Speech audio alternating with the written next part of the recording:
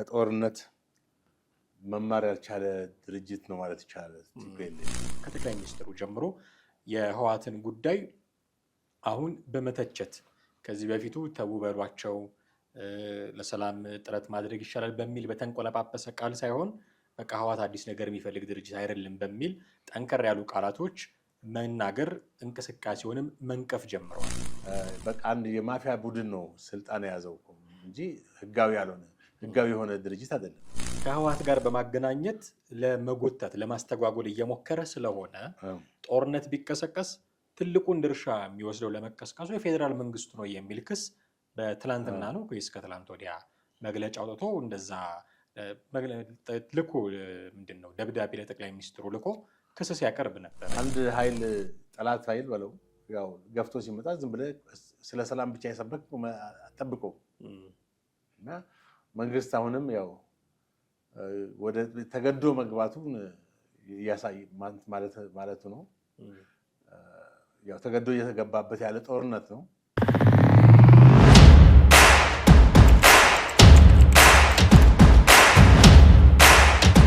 ሰላም ጤና ይስጥልን። እንዴት አላችሁ ውድ ቤተሰቦቻችን? ይህ ዘኢትዮጵያ የዩቲዩብ ቻናላችን ነው።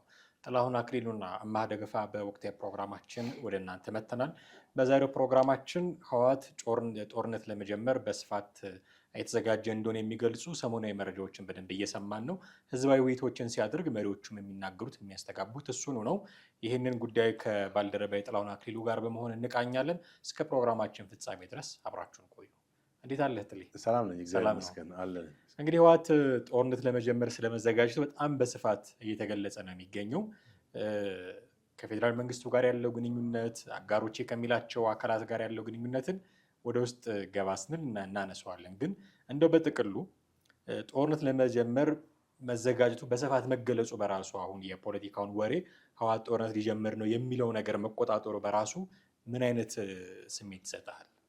ትክክል። እንግዲህ ያው ከጦርነት መማር ያልቻለ ድርጅት ነው ማለት ይቻላል። ቲፒኤልኤፍ ባለፈው የተካሄደው ጦርነት ያ ሁሉ የሰው ህይወትና የንብረት ውድመት ደርሶ ከዛ መማር ሲቻል ከዛ ሳይማር አሁንም ደግሞ በዚህ በጦርነት አዝማሚያ በጦርነት ፍላጎት ውስጥ መሆኑ በጣም ከባድ ነው እና እኔም እንግዲህ በተለያዩ ሚዲያዎች እንደምሰማው ለጦርነት ከባድ ዝግጅት እያካሄደ ነው።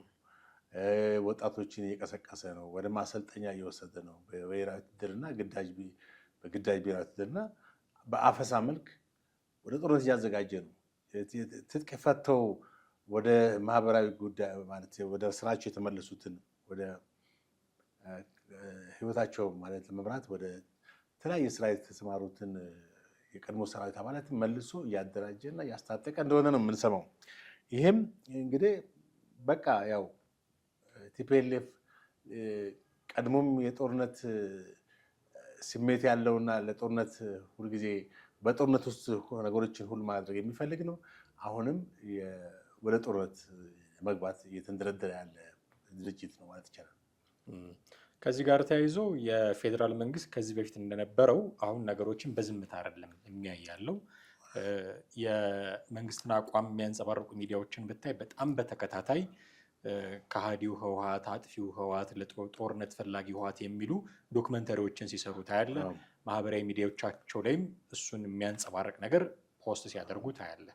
በኦፊሰርስ በባለስልጣናትም ደረጃ ቢሆን ለምሳሌ ከጠቅላይ ሚኒስትሩ ጀምሮ የህወሓትን ጉዳይ አሁን በመተቸት ከዚህ በፊቱ ተው በሏቸው ለሰላም ጥረት ማድረግ ይሻላል በሚል በተንቆለጳጰሰ ቃል ሳይሆን በቃ ህወሓት አዲስ ነገር የሚፈልግ ድርጅት አይደለም በሚል ጠንከር ያሉ ቃላቶች መናገር እንቅስቃሴውንም መንቀፍ ጀምረዋል። ይሄ ምን ይጠቁመናል? አካሄዱ ትክክል። መጀመሪያውንም ይሄን ያክል ጊዜ መታገሱ አግባብ ነው ማለት አይቻልም። በእርግጥ መንግስት ነገሮችን በሰከነ አይምሮ በሰከነ ልብ መመልከት አለበት።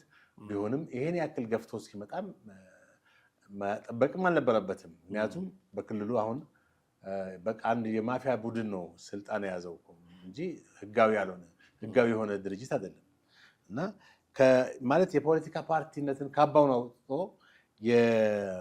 በቃ የማፊያ ወይ ወንበዴ ቡድን ሆኗል ማለት ነው። ይሄ በጣም ከባድ ነው። አንደኛ ከፌዴራል መንግስቱ ያስቀመጠውን ኃይል አካል ጀነራል ታደሰ ወረደን በኃይል ከስልጣን አስወርዶ ነው ስልጣን የያዘው። ስልጣን ከያዘ በኋላም አልተቀመጠም። ወደ ጦርነት የሚገባበትን መንገድ ነው ሲያስብና ሲዘጋጅ የነበረው። ስለዚህ የፌዴራል መንግስቱ እርምጃ ቢዘገይም ከዚህ በፊት ተነጋግረናል።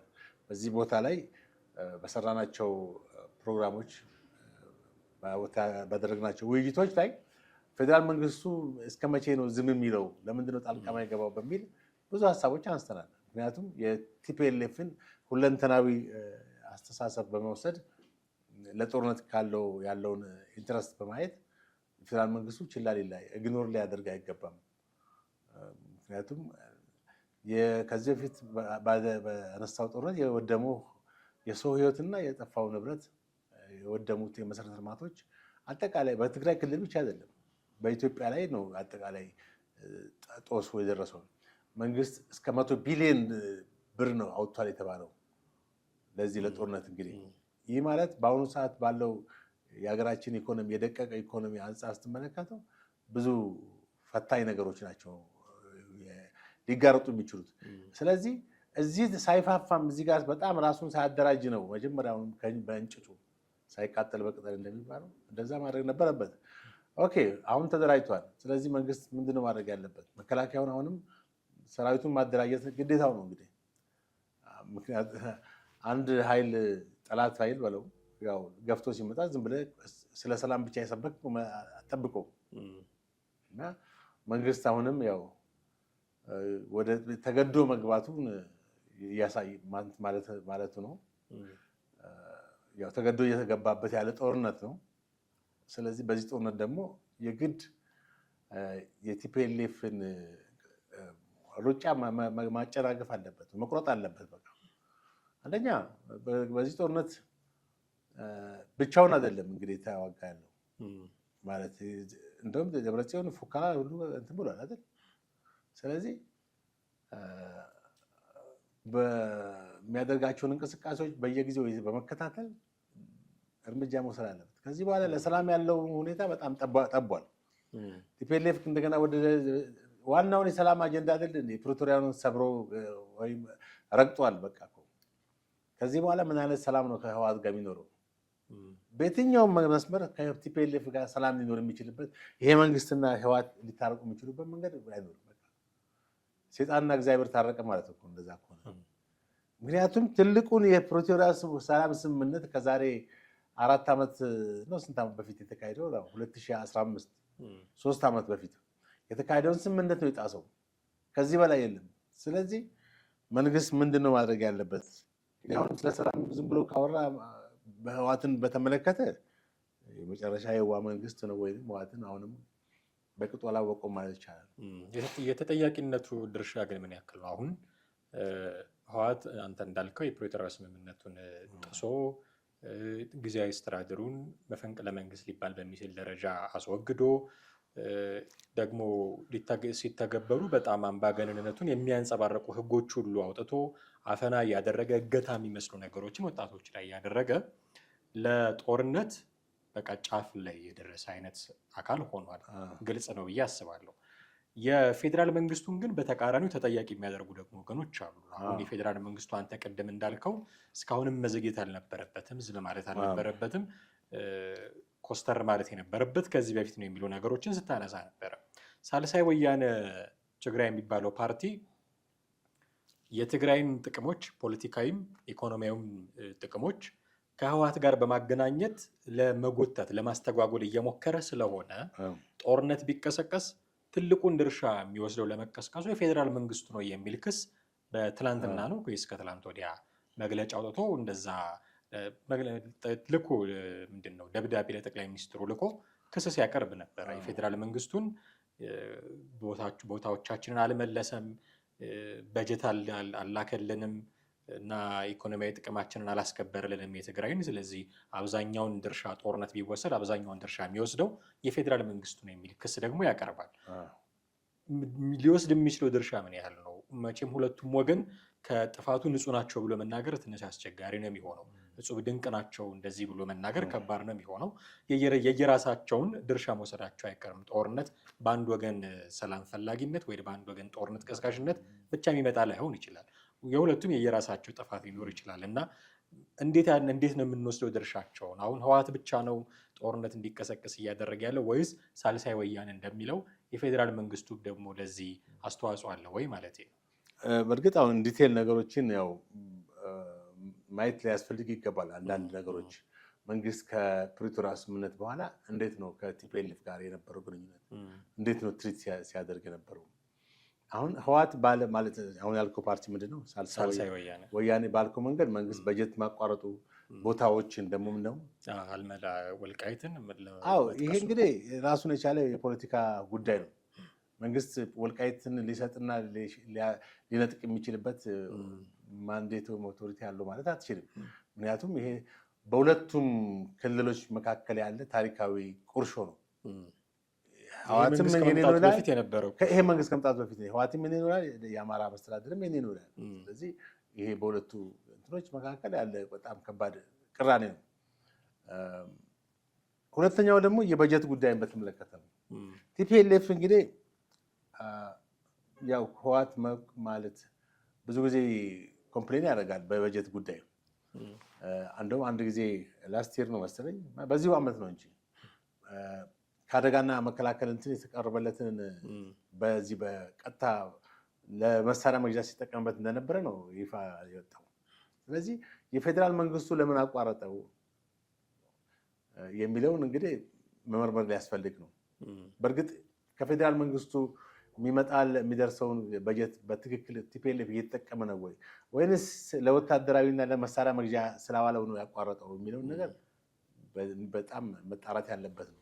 ያው በተደጋግሞ እንደሚነገረው ከዚህ ከአደጋና ግጁነት ከመሳሰሉት ተቋማት እንደተሰማው ለጦር መሳሪያ እንደሚጠቀም ነው አይደለ?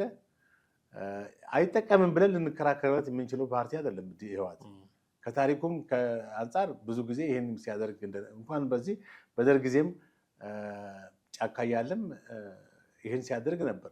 ለእርዳታ የሚመጣውን እህልና ስንዴ ሸጦ መሳሪያ የሚገዛ ነው ለትግራይ ህዝብ የሚመጣ ነው። እንግዲህ ነፃ ወጣዋለሁ ብሎ የሚለውን ህዝብ ጉሮሮውን ዘግቶ ነው መሳሪያ የሚገዛው የነበረው ማለት ነው። አሁንም ተመሳሳይ ሁኔታ ሊኖር እንደሚችል ነው የምትመለከተው። እና አሁን እኔ ፌዴራል መንግስቱ ስህተት የለበትም ልል አልችልም። ስህተቶች ይኖሩበታል። ያ ግን ክሊርሊ ምን አይነት ስህተት ነው?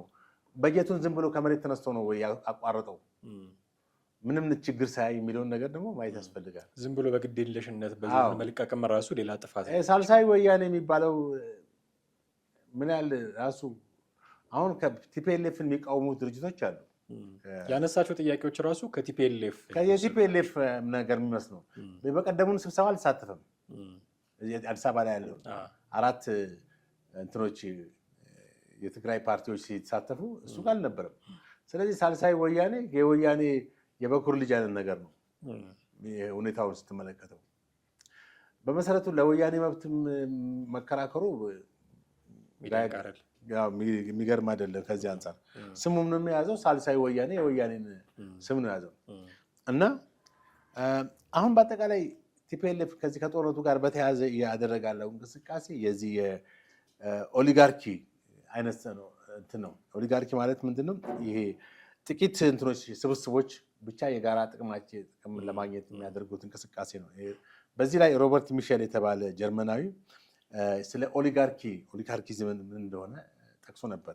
ኦሊጋርኪዝም አይረን ሎው ኦፍ ኦሊጋርኪ በሚለው መጣጥፉ ላይ ከምግባሩ የተፋታ ማንኛውም ህዝባዊ ነኝ ባይ ድርጅት በሂደት ውስጥ ስልጣንን አከማችቶ የራሱንና የቅርስ ስብስቦቹን ጥቅም ብቻ ወደሚያስከብርበት የጥቂቶች የበላይነት ወይም ኦሊጋርኪዝም ያመራል ይላል። ይህን እንግዲህ በ1911 የዛሬ 100 ዓመት በላይ በፊት የተናገረው ንግግር ነው ጀርመናዊ ሮበርት ሚሼል።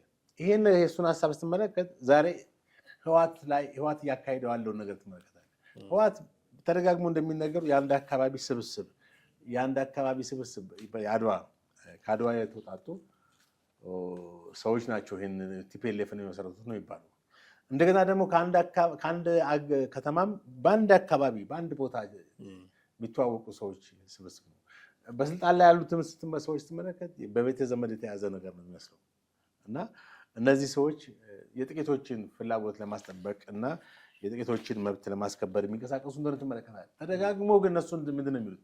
የትግራይ ህዝብ በከበባ ላይ ነው፣ የትግራይ ህዝብ በህልውና አደጋ ላይ ነው፣ የትግራይ ህዝብን ከጥቃት ለማዳን ምናምን ይላሉ። አይሰለቻቸውም ይህን ሲናገሩ። አሁንም በትግራይ ህዝብ ላይ እንደሚቆምሩ ነው። በቀደም ደብረጽዮንም አሁን ሰሞኑን በሰጠው መግለጫ ላይ በትግርኛ አሁንም የፈረደበትን የትግራይን ህዝብ ነው እንደ ጋሻ አድርጎ የሚጠቀመው ማለት ነው። ስለዚህ የቲፒኤልኤፍ ህልውናው ምንድነው? የትግራይ ህዝብ ነው። እንደ ፓርቲ የቆመ ድርጅት አይደለም፣ ሊቆም የሚችልም አይደለም። በቃ ነፃ ራሱ በቃ ነፃ ወጣዋለሁ የሚለውን ህዝብ ተንተርሶ ነው ትግሉን እያካሄደ ያለው ወይንም ወደዚህ ወደ ጥፋት ያመራል ማለት ነው።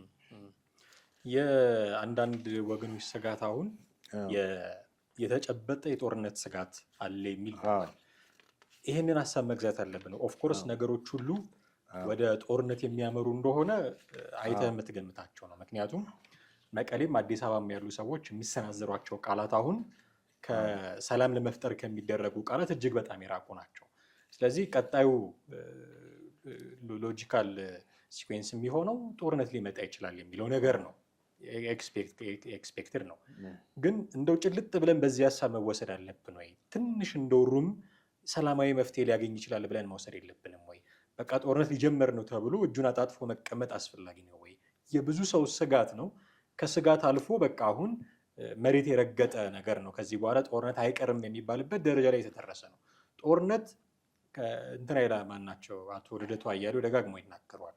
ጦርነት አቅደ ተጀምረዋለህ እንጂ አቅድ አትጨርሰውም የሚለው ነገር አለው እና አቅዶ እንደተጀመረው አቅዶ የሚያልቅ ነገር ስላልሆነ አንዴ ከተጀመረ ማቆሚያ የለውም። ጥፋቱ በጣም ብዙ ነው። የሚነካካቸው ነገሮች በጣም ብዙ ናቸው። አሁን ደግሞ የኤርትራ፣ የግብፅ፣ የሱዳን ፍላጎቶች ያሉበት ጦርነት ነው የሚሆነው። የኢስት አፍሪካም የቀጠናው ስጋት የሚሆን ያን አይነት ፖቴንሻል ያለው ጦርነት ነው የሚሆነው እና እንደው ጭልጥ ብሎ በቃ ጦርነት ሊቀር ነው ማለት ሊጀመር ነው አይቀሬ ነገር ነው እና ይሄ ነገር ወደ ከስጋትነት አልፏል ብሎ መቀመጥ ነው የሚሻለን። እንደው ትንሽ ደግሞ ሩም ለዛ አስተርፈው ለዛ መስራት እንደው ስጋታችን እንኳን ቢሆን ጦርነት ይመጣል የሚል ስጋት እንኳን ቢኖረን እሱን ስጋታችንን ሪፍሌክት ማድረግ አንድ ነገር ሆኖ የሰላሙ በር መዘጋት እንደሌለበት ግን ኢንሲስት ማድረግ ደግሞ አይጠበቅብንም ወይ ብዬ። ትክክል። የሰላም በሮች ክፍት መሆናቸው አስፈላጊ ነው። ምክንያቱም በጦርነት ከምታገኘው ድል በሰላም የምታገኘው በጣም የጦርነት ረጅም ጊዜ ቢወስድም ማነው ሰላም ለማምጣት ረጅም ጊዜ ቢወስድም በአጭር ጊዜ ከሚካሄድ ጦርነት ይልቅ የተሻለ ውጤትን ሊያመጣ ይችላል ሰላም ማለት ነው።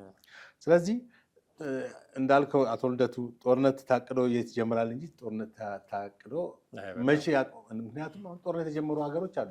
ለምሳሌ በሩሲያና በዩክሬን መካከል ያለው ጦርነት ሲወሰደው በአጭር ጊዜ ሩሲያን ጦርነቱ እንደምትቋጭ ነበር የተገመተው። ዛሬ ስንተኛ ዓመቱ ነው? ወደ 4 ዓመት ነው 5 ዓመት ሞልቶታል።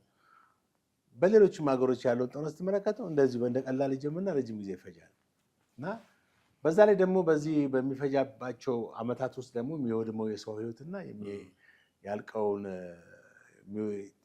ህዝብና ንብረት ቆጥረው በጣም የትየሌሌ ነው። ስለዚህ ህወሓት አሁን እዚህ ጋር ጦርነቱን ለማስጀመር ማለት ነው የሰላምን ጥፍጣፊዎችን መጠቀም አስፈላጊ ነው የሚለው ነገር ትክክል ነው። ግን አሁን እኮ የሰላም እንትኑ ሊሳካ ይችላል ብለን የምትልባቸው ነገሮች ሁሉ እንደፈረሱ ነው የምትመለከተው። አይቀርም ነው ብዬ የምለው ምክንያቱም ትልቁ የሰላም ምሰሶ የፕሪቶሪያ ስምምነት ነበር። የፕሪቶሪያ ስምምነት በሁለቱ መካከል ጦርነት እንዳይካሄድ በቃ ወል ነበረ።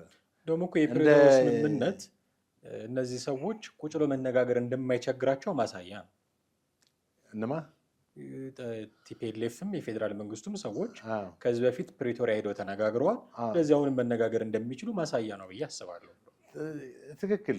አሁንም ወደ ሰላማዊ ድርድር ጥሩ ነው እኮ ቢሄዱና እንደገና እንትን ቢሉ ጥሩ ነው። ግን አሁን በዛኛው በኩል ያለው እንመልከት። በቲፒኤልኤፍ በኩል ግዳጅ ጦርነት ማካሄዱ ለሰላም ፍላጎት ቢኖረው እኮ አትሊስት የኃይል በግዳጅ ውትድርና አይፈጥርም ነበር። ወጣቶችን በኃይል እያፈሰ ወደ ጦር ሜዳ ወደ ማሰልጠኛ አይወስድም ነበር። እንደገና ፕሮፓጋንዳና መግለጫዎችን በዚህ ልክ አይወጡም ነበር። ድሮ ብቻችንን ነበር፣ አሁን ደግሞ ብዙ አጋሮች አሉ ነው ያለው ደብረጽዮን። ምን ማለት ይመስላል አሁን አጋሮች አለን ሲል እነማንን ነው ሪፈር? በቃ አሁን ሌላ ምን ተደጋግሞ የተገለጸ ነገር ነው እኮ ነው። አንደኛ ፋኖን ነው፣ ሁለተኛ ደግሞ ሸኔውን ነው የሀገር ውስጥ ከሆነ ማለት ነው። ውጭውን ደግሞ እነ ሻዕቢያና ሱዳን ግብፅን ነው። አይዞባይነት አለ ማለት ነው። በርታ ግፋ በለው የሚል። ስለዚህ ይሄ ደንበኛ ፕሮክሲ ኤጀንት ሆኗል። ወይም በቃ ለነዚያ አካላት ለነዚህ ኃይሎች የውክልና ጦርነት እያካሄደ ነው ይሄ ማለት ነው። ፕሮክሲ ኤጀንት ወይም የውክልና ጦርነት እንደዛ ነው። እንደገና ደግሞ የባንዳን ስራም እየሰራ ነው። በጣም ያሳዝናል። ቲፒኤልኤፍ የባንዳ ስራ እየሰራ ነው። ባንዳ ማለት ሌላ ነገር አይደለም ትርጉሙ። ለውጭ ወራሪ ኃይል በተለይም የኢትዮጵያ ታሪካዊ ጠላቶች ለሆኑ እንደነ ግብፅና ሱዳን እንኳን መቶ የኢትዮጵያ ታሪካዊ ጠላት ነው የምትለው አይደለም። እንደ መሪዎቹ የሚለያየው። ግብፅ ግን የትኛው መሪ ቢመጣ በኢትዮጵያ ላይ በጎ አመለካከት ኖሮ አያውቅም። ኤርትራም ኢሳያስ እስካለ ድረስ የኢትዮጵያ ጠላት ነው። አሁን ቲፒኤልኤፍ እንግዲህ ከዚህ በፊት ያደረሳቸው ጥፋቶች እንዳሉ ሆኖ አሁንም ተጨማሪ ጥፋት በኢትዮጵያ ላይ ለማምጣት እየተንደረደረ እንደሆነ የምትመለከተው። ሌላ ምን ልትለው ትችላለህ? አሁን ህወሓትን እኮ ከዚህ ውጭ የምትለው ነገር የለም። በቃ የጥፋት አጀንዳዎችን ይዞ የሚንቀሳቀስ ኃይል ነው እና ቅድም እንዳልኩት የፓርቲነት ካባን አውልቆ የማፊያ ቡድን ወይም ወንበዴ ቡድን እንደሆነ ነው። በመሰረቱ በደርግ ጊዜ ደርግ ወንበዴ ነው የሚላት የነበረው ወያኔ። አሁንም ያንን ቅርጽ ነው ያዘው። በቃ ከ27 ዓመት ስልጣን በኋላ ወደ ትግራይ ሄዶ እዛ ሲመሽግ የወንበዴነት ስራ ነው እንጂ የክልል አንድን ሀገር ክልል የማስተዳደር የክልል አስተዳዳሪነት ስራ አይደለም። በጣም አክት እያደረገ ያለው እና ይሄንንም የትግራይን ህዝብ በአሁኑ ሰዓት በጣም እንግዲህ ባለፈው አይተናል። ህዝባዊ ሰላማዊ ሰልፉ ምን ያክል ተቃውሞ እንደደረሰበት የትግራይ እናቶች በቃ ሰለቸን ጦርነት በቶናል። ምክንያቱም ያውቁታል ልጆቻቸውን አስገብሮባቸዋል። አሁንም በቃ የማይሰለቸውና የማይታክተው ቲፒኤልኤፍ ከእናቶች እንትን የነጠቀ ልጆችን ደግሞ ወደ ጦርነት የሚያስገባቸው ልጆች ናቸው። አብዛኞቹ ህፃናቶች በዓለም አቀፍ ወይም በቬና ህግ መሰረት ህፃናቶችን ወደ ጦርነት መላክ የጦር ወንጀለኝነት ነው። ስለዚህ በሀገር ውስጥም ሆነ በዓለም አቀፍ ህግ ቲፒኤልኤፍ ለዓለም አቀፍ መርህም ለሀገር ውስጥ መርህም የማይገዛ ነው። ብቻ ቅድም እንዳልኩት የፕሮክሲ ኤጀንትን ስራ ነው እየሰራ ያለው ማለት ይቻላል። ፕሮክሲ ኤጀንት የውጭ ኢትዮጵያ ጠላቶች ተላላኪነት ወይም ውክልና ጦርነት እያካሄደን እንደሆነ የምትመለከተው። በጣም ጥሩ። እንግዲህ አሁን ጦርነቱም አንዴ ከተጀመረ ጉዳዩ ላይ ምንድነው ኤጀንት ሆኗል የውጮቹን ከማለት አንጻር የውጮቹም ደግሞ ጉልበት ምናልባት ሊጨመርበት የሚችል ስለሆነ የኢትዮጵያ መንግስትስ እንደው በምን ያክል አቅም ሊከላከሉ ይችላል የሚለውም ሊታሰብበት የሚገባ ጉዳይ ነው። በርካታ ነገሮችን አንስተናል። ጠሌ እጅግ አድርጌ አመሰግናለሁ። ውድ ቤተሰቦቻችን እናንተም ከኛ ጋር ነበራችሁ ቆይታ እጅግ አድርገን ነው የምናመሰግናችሁ። የዛሬውን እዚህ ላይ አበቃን። ጥላሁን አክሊሉና አማሃ ደገፋ ነበርን። በሚቀጥለው በሌላ ርዕሰ ጉዳይ ደግሞ እንዲሁ እንጠብቃችኋለን። የዛሬውን አበቃን። ጤና ይስጥልን።